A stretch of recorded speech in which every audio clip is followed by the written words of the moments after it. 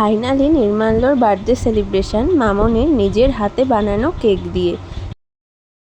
Happy birthday to you, happy birthday to you, happy birthday to Nirmalya, happy birthday to you. একে একে বড়দের আশীর্বাদ করার পালা। এই আশীর্বাদটুকুই আমাদের চলার পথে অনেক শক্তি যোগায়। প্রথমে দিদা আশীর্বাদ করলো, তারপর মামনি। আজকে তো বার্থডে বয়ের সেই আনন্দ, সবার কাছে সেই আদর পাচ্ছে, সবাই খুব প্যাম্পার করছে। যদিও ওকে সবসময় প্যাম্পার করা হয়, যাই হোক তবু আজকের দিনটা অনেক স্পেশাল। পায়েস কেক দুটোই খুব সুন্দর হয়েছিল, দুটোই মামনি করেছিল, খুবই ভালো হয়েছিল টেস্ট দুটোরই।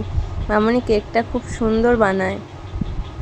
এরপর আমার মা আশীর্বাদ করবে। অনেক শরীর খারাপ নিয়ে, অনেক বাধা বিপত্তি উপেক্ষা করেও ছেলের জন্মদিনে আমার মা চলে এসছে। বাড়িতে একটা বাচ্চা অসুস্থ, এছাড়াও মার নিজেরও খুব শরীর খারাপ ছিল।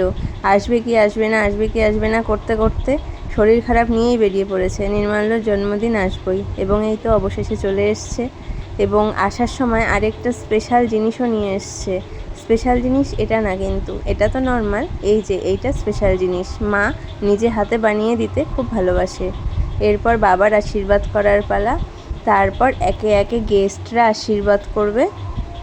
সব মিলিয়ে দিনটা বেশ অন্যরকমই কাটলো, হয়তো ওরও খুব ভালো লেগেছে। এই যে আমার এক দেওর এই গিফটটা নিয়ে এসেছিলো, ফটো ফ্রেম। লাইট বন্ধ করলে আয়না এবং কানেক্ট করলে ফটো ফ্রেম। আমাদের ফেভারিট একটা ছবি দিয়ে এনেছিল। এবং এই অবশেষে আমার পালা, আমিও একটু পায়েস খাইয়ে দিলাম।